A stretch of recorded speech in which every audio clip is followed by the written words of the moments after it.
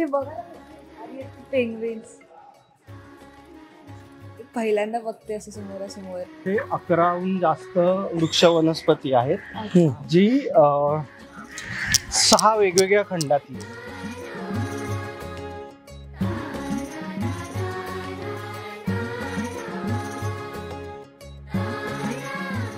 ते तिथं काय बघायचं?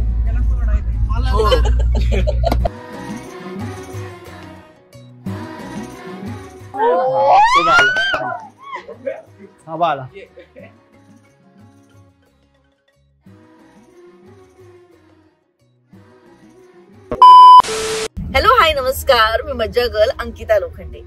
आज दिवस आहे तिसरा. आज तिसरा दिवस आहे. आम्हाला लक्षात नाहीये आज कोणता दिवस आहे. सो आज आम्ही चाललो आहोत राणीच्या बागेत. येस, आणि छान टी शर्ट घेतलेत आम्ही. आणि वाचून दाखवा प्रत्येकाच्या टी शर्ट वर काय आहे. अन्न, वस्त्र, निवारा आणि दहावी. येस, दादाला विचारून सांग. काय लिहिलंय? आधी पोटोबा, मग विठोबा, नंतर मात्र 10वी. येस, आणि इथे कोण बसलंय? इट स्लीप रिपीट 10वी.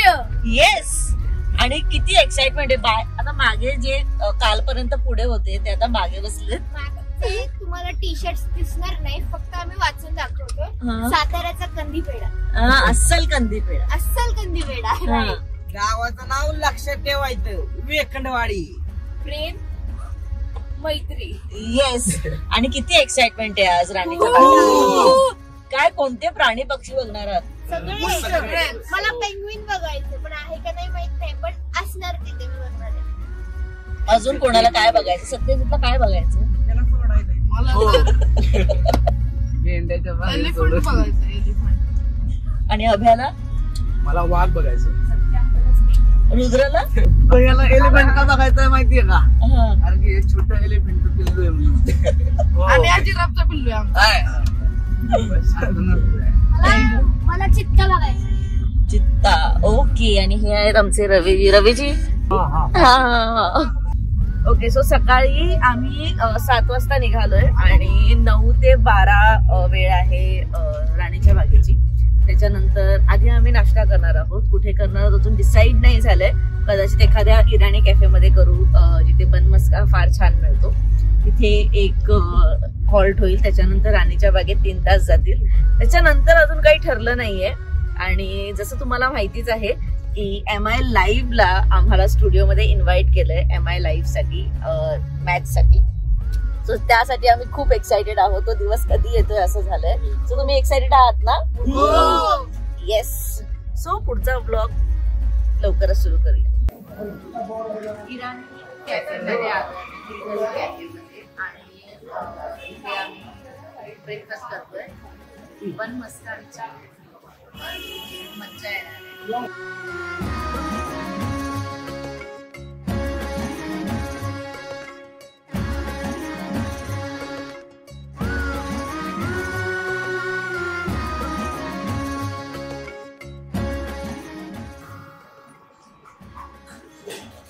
आधी पोटोबा, मग विठोबा.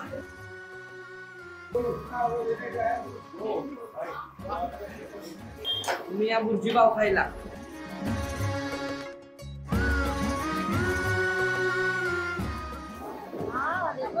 आम्ही चाललेलो आहोत राणीच्या बागेत. जर आता नाश्ता झाला तर चला राणीच्या बागेत.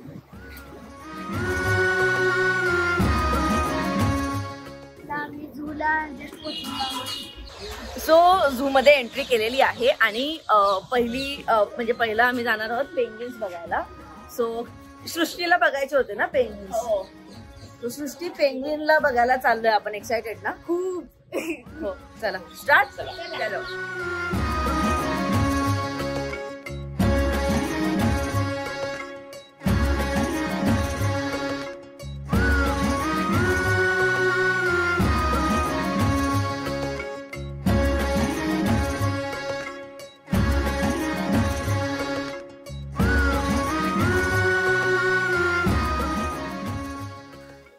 हॅलो, इट्स मज्जाच्या 10वी टीमचं वीर माता जिजाबाई भोसले वनस्पती उद्यान व प्राणी संग्रहालयात मनपूर्वक स्वागत.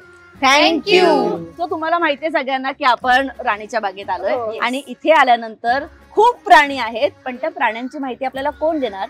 तर हे आहेत डॉक्टर अभिषेक साटम, जे आहे झू बायोलॉजिस्ट. झू बायोलॉजिस्ट म्हणजे ज्यांनी प्राणीशास्त्रात किंवा झुओलॉजी मध्ये शिक्षण घेतलंय आणि त्यांना प्राण्यांची माहिती आहे, त्यांच्या हावभावाचं निरीक्षण कसं करतात याची माहिती आहे, जो या इथल्या सगळ्या प्राण्यांचे स्वभावाचं निरीक्षण करतो, त्यांना ऍक्टिव्ह ठेवायला वेगवेगळ्या एनरिचमेंट ऍक्टिव्हिटी करतो. तर आज तुम्ही माझ्याबरोबर फिरणार आहात आणि तुम्हाला मी ही सगळी माहिती, आपण जेव्हा फिरू वेगवेगळे प्राणी पक्षी बघू तेव्हा झू बायोलॉजिस्टचं काय काम असतं ते आपण प्रत्येक एक्झिबिट मध्ये जाऊन बघू. पण मी तुम्हाला आधीच वॉर्न करते, तुमच्या प्राण्यांपेक्षा हे प्राणी जरा जास्त भयंकर आहेत आणि हे तुम्हाला खूप त्रास आणि खूप प्रश्न विचारणार आहे. So be ready. Yes yes yes. Okay, खूप प्रश्न विचारा. जे काही प्रॉब्लेम्स आहेत ते या सरांकडे विचारा, ते तुम्हाला प्रत्येक प्रश्नाची उत्तरं देतील. ओके सर, सुरू करूयात. येस, चला.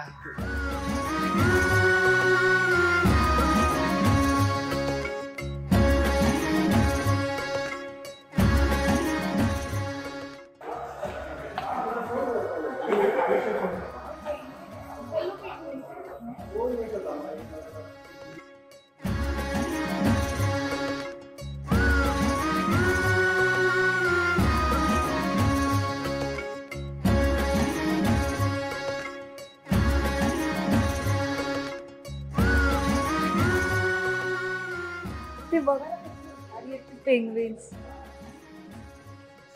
पहिल्यांदा बघते असं समोरासमोर, भारी वाटते.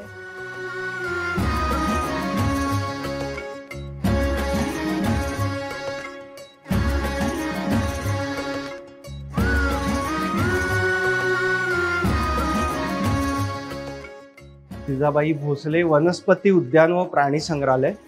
लोक ह्याला सगळ्यांना राणीची बाग म्हणून ओळखतात, कारण ही बाग व्हिक्टोरिया राणीसाठी बनवली होती 1862 साली, जी ब्रिटिशांनी बनवली होती. आणि त्याचं पूर्ण नाव हे छत्रपती शिवाजी महाराजांच्या मातोश्री जिजाऊंच्या स्मरणार्थ हे संपूर्ण नाव देण्यात आले.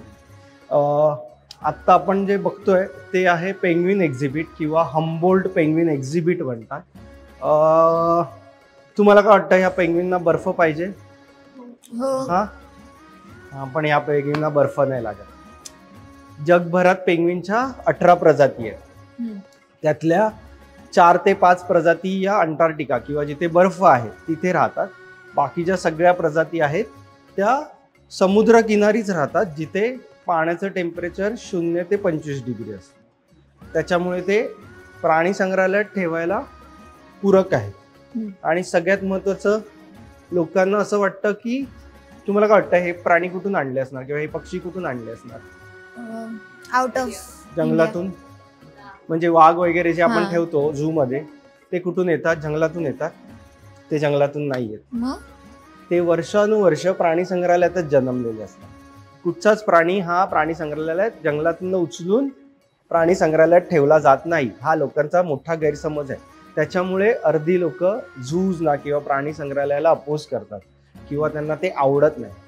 पण सगळ्यात महत्वाचं रोल आहे, आपल्याला शाळेत सांगितलं जातं की आपल्याला पिकनिकला जायचं आहे प्राणी संग्रहालयात, पण ती पिकनिक नसून ती एक शैक्षणिक सहल असते, स्टडी टूर असते, ज्याच्यात तुम्ही एकाच वेळी वेगवेगळ्या प्रकारचे प्राणी पक्षी बघू शकता, त्यांच्या हावभावाचं निरीक्षण करू शकता, ते कसे राहतात, कसे वावरतात, ह्या सगळ्या गोष्टी जे जंगलात जाऊन बघणं कठीण असतं. कारण जंगलात गेल्यावर आपल्याला पहिल्याच वेळी वाघ दिसेल याची काही गॅरंटी नसते किंवा बाकी प्राणी सुद्धा दिसतील याची गॅरंटी नसते. पण इथे त्या गोष्टी तुम्ही, आता हे पेंग्विन पाण्याखाली कसे पोहतात ते आपण समुद्र किनाऱ्यावर जाऊन बघूच शकत नाही, त्याच्यासाठी तुम्हाला समुद्राच्या खाली जावं लागेल. सो इथे ह्या ऍक्टिव्हिटी तुम्हाला एकदम इझी पद्धतीने दिसतात. सो हे आपण आणलेले कोवॅक्स ॲक्वेरियम साऊथ कोरियावरून 2016 साली आपण 8 पेंग्विन आणलेले, त्यातले 5 फिमेल होत्या, 3 मेल होते. अनफॉर्च्युनेटली जी एक फिमेल होती तिचा नैसर्गिक मृत्यू झाला. जेव्हा एखादं प्राणी संग्रहालय किंवा ॲक्वेरियम आपल्याला प्राणी देतं, तर आपण असं बाहेरून बघून सांगू शकत नाही की तो प्राणी किती हेल्दी आहे किंवा तो आजारी आहे. आणि समोरचं प्राणी संग्रहालय डिसाईड करतं की कोणते प्राणी द्यायचे किंवा कोणते पक्षी द्यायचे. तर त्याच्यामुळे आपल्याला कळत नाही जोपर्यंत ते आपल्याकडे येत नाही आणि आपण त्यांच्या सगळ्या टेस्ट करत नाही. म्हणून कुठचेही प्राणी संग्रहालयात आल्यावर पहिलं त्यांना सगळ्यांना क्वारंटाईन माहिती आहे ना, कोविडमुळे. आपल्याला कोविडमुळे कळलं. इकडे जे प्राणी संग्रहालयात लोक काम करतात त्यांना क्वारंटाईन खूप आधीपासून माहिती आहे, कारण की कुठचाही प्राणी दुसऱ्या प्राणी संग्रहालयातनं आणला की त्याला पहिला 1 महिना क्वारंटाईन करतात, त्याच्या सगळ्या टेस्ट करतात. तो एकदम हेल्दी ओके वाटला की मग लोकांना प्रदर्शनासाठी ठेवतात, म्हणजे तिथे डिस्प्ले एरियामध्ये असतं तिकडे. सो ते नैसर्गिक मृत्यू होता. पण त्याच्यानंतर जी 4 फिमेल आणि 3 मेल होते त्यांचं पेअरिंग झालं, 3 जोड्या झाल्या. Donald, Daisy, olive, Popeye, mould, flipper अशी त्यांची नावं, आणि सिंगल जी होती ती बबल. आणि त्यांचं पेअरिंग होऊन त्यांचं मेटिंग सुरू झालं. आणि गेल्या 3.5-4 वर्षात 11 पिल्लं इथे जन्माला आली. किती? 11. आणि एकतर ही भारतातली पहिली फॅसिलिटी आहे. त्यात पण ह्या फॅसिलिटीला खूप विरोध होता, कारण पॉलिटिकल पण विरोध होता की कशाला पेंग्विन्स आणले पाहिजे. पण सर्व आमच्यासारखे ह्या विषयात अभ्यास करणारी लोक किंवा सर्वसामान्य माणसं त्यांच्या आयुष्यात पेंग्विन कधी बघणार होते. तर हे एक महत्वाचं आहे की सर्वसामान्य लोकांना ते पेंग्विन बघता आले. ओके. आणि दुसरं महत्वाची गोष्ट म्हणजे आपल्याकडे जी इंटर्नशिपसाठी कॉलेजचे स्टुडंट्स येतात किंवा वेटनरी डॉक्टर्स येतात, त्यांना या फॅसिलिटी सोबत काम करता येतं, म्हणजे त्यांना पण कळतं. त्यामुळे त्यांना पेंग्विन बद्दल शिकण्यासाठी भारताबाहेर जायची गरज नाही. मुंबईतच त्यांना सगळ्या गोष्टी मिळतात. आणि हे सगळे विद्यार्थी देशभरातून आलेले असतात, तर त्याच्यामुळे त्यांना ह्या फॅसिलिटी सोबत काम करता येतं. तर हे खूप महत्वाचं आहे. ह्यांची साधारण उंची 1.5 फुटापर्यंत असते. ते 0 ते 25 डिग्रीमध्ये आरामात राहू शकतात. तुम्ही जर मागच्या बाजूला बघितलं तर त्या भिंतीवर त्यांचं संपूर्ण चित्र आहे की ते ॲक्च्युअलमध्ये नैसर्गिक अधिवासात कसे असतात. म्हणजे दगडी समुद्र किनारा जिथे पाण्याचं टेम्परेचर 0 ते 25 असतं, तर तसंच रेप्लिका आपण आतल्या बाजूला केलं आहे की 40% पाणी आहे, 60% जमीन आहे. ओके. आणि ह्याच्यावर ह्याच्यात आपलं जसं ॲक्वेरियममध्ये पाणी फिल्टर होत असतं कंटिन्युअस, तसं इथे पाणी फिल्टर होतं, जेणेकरून पाण्याखालची जी काही ॲक्टिव्हिटी आहे पेंग्विनची ती इझिली त्यांना दिसते. त्याच्यानंतर आता काच क्लिअर होऊ दे, मग तुम्हाला बॅक साईडच्या गोष्टी दाखव. आणि ह्याच्यात एक इम्पॉर्टंट गोष्ट आहे, आपण मोर आणि लांडोर मध्ये नर कोण आहे? लांडोर. नर मेल कोण आहे? मोर. फिमेल लांडोर. राईट. पण ह्याच्यात तसं आपण ओळखूच शकत नाही. ह्याच्यात तुम्ही असं बघून सांगू शकत नाही की हा मेल आहे की हा फिमेल आहे. म्हणून ह्यांचं DNA टेस्ट करतात. त्यांचा पिसाचा एक तुकडा, काच आणि किंवा ब्लड ड्रॉप, ह्या दोघांपैकी एक घेऊन त्यांचं DNA टेस्ट होतं. मग कळतं आपल्याला की नर आहे की मादी. मग जे नर आहेत ना त्यांच्या राईट फ्लिपरला, म्हणजे त्यांची जी पंख आहेत त्याच्या राईटला टॅग केलेला आहे. जे फिमेल आहेत त्यांच्या लेफ्टला केलंय. त्यामुळे त्यांना कळतं की मेल फिमेल कोणतं आहे. बघा, फिमेल आहे. प्लस त्याच्यामध्ये ग्रीन मध्ये अजून एक रेड कलरचा बँड आहे. सो त्यांच्या नावाप्रमाणे ते कलर कोड केलेले आहे, म्हणजे ते ओळखायला इझी झालं, कारण की एकत्र उभे राहिल्यावर सगळेच सेम दिसतात. म्हणून हे सगळं केलंय. त्याच्यानंतर जेव्हा त्यांचा ब्रीडिंग सीझन असतो तेव्हा आपण त्यांना लाकडी काठ्या आणि पांढरे जे दगड असतात, पेबल्स म्हणतो त्यांना, ते आपण देतो. मग ते घेऊन मेल जो आहे तो घरटं बनवतो, दगड वगैरे अरेंज करून, काठ्या अरेंज करून. मग फिमेल येऊन ते चेक करते. तिला जर आवडलं तरच त्यांचं मेटिंग होतं, अदरवाईज होत नाही. हा, इथे पण प्रायोरिटीज आहेत. घर आहे का? हा. आणि मग त्यानंतर मेटिंग झाल्यानंतर 7 ते 8 दिवसात फिमेल मिनिमम 1, कधी क्वचित 2 अंडी देते. अंडी दिल्याच्या नंतर 40 ते 45 दिवस नर आणि मादी दोघं पण अंडी उबवण्याचं काम करतात. आणि 45 ते 50 दिवसानंतर पिल्लू बाहेर येतं. मग पिल्लू आल्यानंतर त्याचं जे काही सांभाळ करायचा असतो किंवा सगळ्या गोष्टी असतात ते दोन्ही पॅरेंट्स करतात. मेल पण करतो, फिमेल पण करते. आणि मग 1-1.5-2 महिन्याचं झालं पिल्लू, मग ते स्विमिंग करायला लागतात. जेव्हा आता इथे बघा, इथे त्यांच्या गळ्याच्या भोवती असा ब्लॅक कलरचा नेक बँड आहे. तो 1 वर्षाचं पिल्लू झाल्यानंतर येतो, नाहीतर संपूर्णपणे त्यांचं बेली व्हाईट असते आणि त्याच्यावर ब्लॅक स्पॉट असतात. 1 वर्षाचं झालं की त्यांची सगळी पिसं गळून पडतात आणि त्यांना नवीन पिसं येतात आणि मग तो गळ्याकडचा काळा पट्टा येतो. आता बघा आपण थोडं या साईडला येऊया.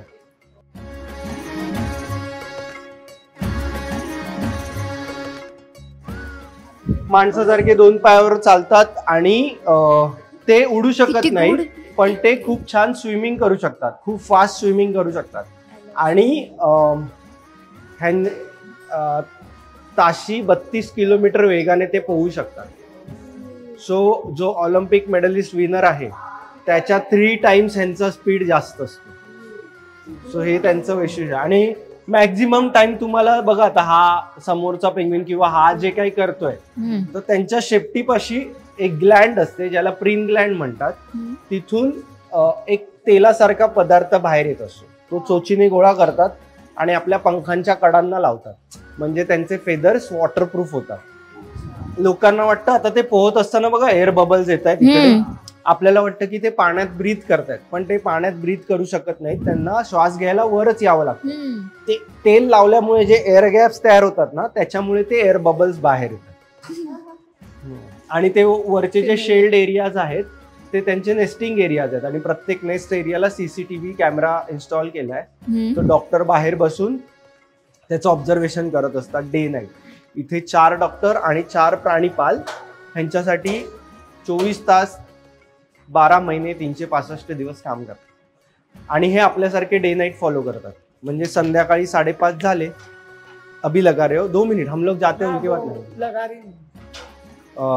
संध्याकाळी 5:30 झाले की स्लोली यांचे लाईट स्विच ऑफ होतात. 6:30 वाजता संपूर्ण ब्लॅकआउट होतो. त्याच्यानंतर पुन्हा सकाळी 5:30 वाजता स्लोली स्विच ऑन होतात. मग त्यांना सकाळ झाल्याचं संकेत दिले जातात. आणि सूर्यप्रकाशासाठी त्या साईडला खिडकी आहे, तिथून त्यांना नॅचरल सनलाईट मिळते. तर हे डे नाईट आणि नॅचरल सनलाईट ही त्यांच्या ब्रीडिंग आणि मेटिंगसाठी खूप इम्पॉर्टंट आहे. आणि सगळ्यात महत्वाचं, हे काय खातात माहितीये का? काय खात असतील तुम्हाला काय वाटतं? फिश. कोणते? ते खातात बोंबील, बांगडा, कारली, कधी कधी स्क्विड खातात. सो हे त्यांचं आवडतं फिश आहे जे आपण देतो. आता हा इकडे जो वजन त्याचं जास्त वाढलेलं दिसतंय बघा, ह्या बाजूला जो उभा आहे ना, तर ते मी म्हटलं ना त्यांची दर वर्षाला त्यांची पिसं गळून पडतात आणि त्यांना नवीन पिसं येतात. सो आता त्याची ती प्रोसेस चालू आहे. तर जेव्हा वाईल्डमध्ये ते असतात तेव्हा ते काय करतात की ते पाण्यात जाऊ शकत नाहीत. पिसं निघाल्यावर त्यांना थंडी वाजणार, म्हणून ते आधीच खूप खाऊन आपलं वजन वाढवतात. म्हणजे मग त्याला लागणारी जी एनर्जी आहे ती त्यांना त्यांच्या वाढलेल्या वजनातूनच मिळते. मग आता त्याचं मोल्टिंग चालू आहे. तिथे खाली बघा पिसं पडलेली दिसतील तुम्हाला. आता एक 10-15 मिनिटांनी यांचं फीडिंग होईल. ते फीडिंग बघून मग आपण पुढे जाऊ.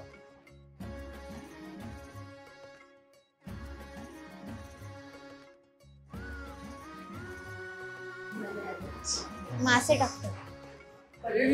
हा, दुपारी 2 वाजता पण 2:30 वाजता यांचं फीडिंग असतं ना, 2 वाजल्यापासून इकडे पूर्ण गर्दी जमा होते.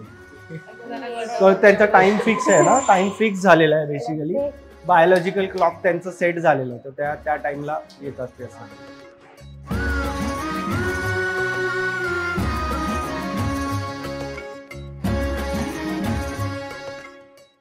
आज आहे बोंबील आहेत. बोंबील खात आहेत. आजचा मेन्यू बोंबील. आता ते पाण्यात घेऊन पण येतील, पाण्यात पण खाणार आता.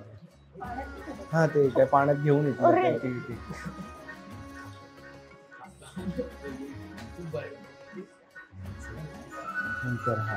मला पण काय. आणि ह्यांना पाण्यात पडल्यावर खाणार ते सगळं एक एक खाणार. आणि प्लस ह्यांना ऍक्टिव्हिटीसाठी त्याच्यानंतर लेझर लाईट दाखवतात. त्यांना आता थोड्या वेळाने लेझर लाईट दाखवणार. मग ते लेझर लाईटला फॉलो करतात त्यांना, कारण स्मॉलेस्ट स्पॉट सुद्धा दिसतो लाईटचा. सो ते मग त्यांना ऍक्टिव्हिटीसाठी लेझर लाईट दाखवतात.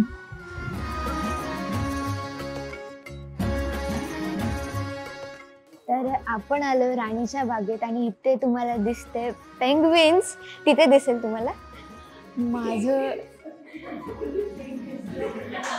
ड्रीम आहे. किती गोड काय येतं मला स्विम करतात ते. आणि ते जेवणामध्ये खातात मासे. त्यांना मासे खूप आवडतात. ओ ओ ओ ओ माय गुडनेस, खूप गोड आहे. मला असं वाटतं मी एक घरी नेलं पाहिजे, बट त्यांना सर्वाइव्ह करायला खूप इम्पॉसिबल आहे. ते 0 डिग्री वॉटरमध्ये नाही तर सराउंडिंगमध्ये ते राहतात. आणि विशेषतः म्हणजे खूप गोड आहे ते, मला खूप आवडले. ते बोल किती क्यूट आहे ते, किती गोड त्याची टेल हलवते, खूप मस्त आहे. तर आता फक्त आम्ही पेंग्विन्स बघितलं, अजून भरपूर काही बघायचंय. तर स्टे ट्यून आणि जाऊ नका कुठे, आणि लाईक शेअर सबस्क्राईब करायला विसरू नका. चला.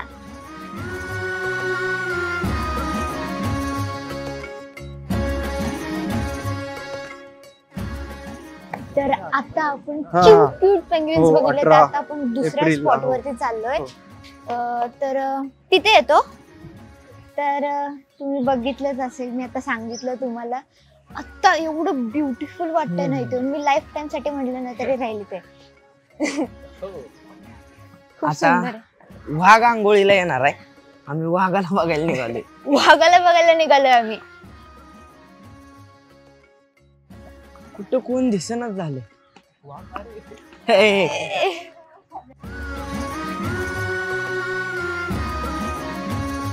ते 11हून जास्त वृक्ष वनस्पती आहेत, जी 6 वेगवेगळ्या खंडातली. आपले टोटल खंड किती? 7 आहेत. तर त्यातल्या 6 खंडातली वेगवेगळी रिप्रेझेंटेटिव्ह झाडं जी ब्रिटिशांनी लावली आहेत. काही आता आपण इकडे आता जी लावली ती आपण भारतीय लावली, ब्रिटिशांनी लावलेली ती सगळी थोडी एक्झॉटिक होती. मग एक कोणत्या खंडातलं झाड नाहीये जे इथे नाही, एक कोणता खंड आहे त्यातलं झाड नाहीये. आफ्रिका. बर्फ कुठे असतो? बर्फ कुठच्या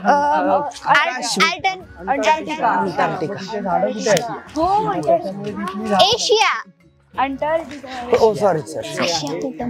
त्याच्यामुळे इकडे खूप तुम्हाला असं गरम जाणवणार नाही, कारण खूप झाड आहे. आता आपण जाणार आहे टायगर बघायला. टायगर, मी तुम्हाला बोलले होते टायगर टेरिटरी. आणि हे रणथंबोरचं जोगी महल बनवलंय, कारण भारतात रणथंबोर फेमस नॅशनल पार्क आहे आणि लोकांना ते किल्ल्यात किंवा त्या रणथंबोर मध्ये वाघ बघितल्याचा आनंद मिळावा म्हणून तसेच रेप्लिका केलंय. समोर येणार, समोर ते ज्या छोटे छोटे गेट दिसतात खाली, त्यातल्या एका गेट मधून येणार. बहुतेक त्या कोपऱ्यातला ह्या गेट मध्ये, इकडे ह्या समोरच्या गेटने येतील. ओ माय गुडनेस, तुम्हाला मी सांगितलं होतं मला वाघ बघायचं आणि मी एक्सपेक्ट नव्हतं केलं की वाघच दाखवणार आहेत म्हणून. तर आता बघूयात. अजून त्यांनी केव्ह कुठे कुठे लगेच कुठे करता. ओ देखो आ गया. खिडकीत दिसला, त्या खिडकीतून पास झाला, तिथून पास झाला, त्या खिडकीतून पास झाला. 5 हो हा बाला येणार तो पहिलं तिकडे. त्याचं फ्रेश होणार तो, म्हणजे तो त्याचं टेरिटरी मार्क करेल. त्याला सुशी काय करायचं असेल तर. हे दोघं भाऊ आहेत, जय आणि रुद्र त्यांची नाव आहेत.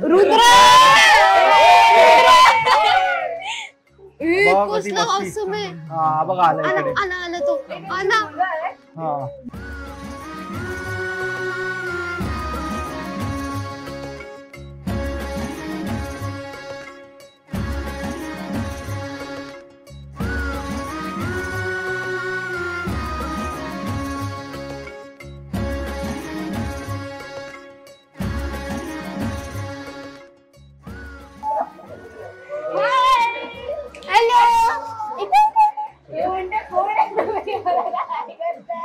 आणि हे आता तो जम्प करून बाहेर जाईल, त्या बाजूला. केवढा बिग दिसतोय तो. हा ही याचे आई बाबा बघाल तर अजून मोठं. दुसरा तो तिथे फिरतो. ते लोक उडते कावळे पकडतात. परवा कावळ्यांबरोबर खेळत होता. झाली आंघोळ तर राहून मग त्याच्या मागे जाणार, तो मस्ती करणार. ते जरा तिकडे जाणार. पळत गेला तिकडे.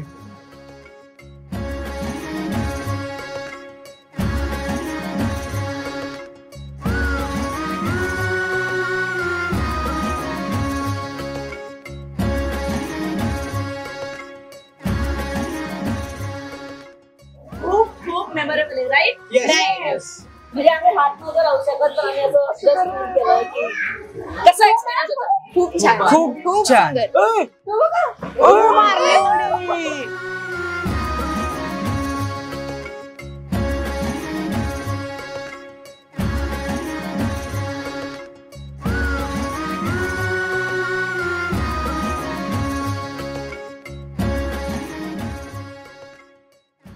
मराठी चित्रपटसृष्टीमधील latest update, original web series, shows, गाणी आणि एंटरटेनमेंटसाठी आमच्या चॅनलला सबस्क्राईब करा आणि बेल आयकॉन दाबायला विसरू नका.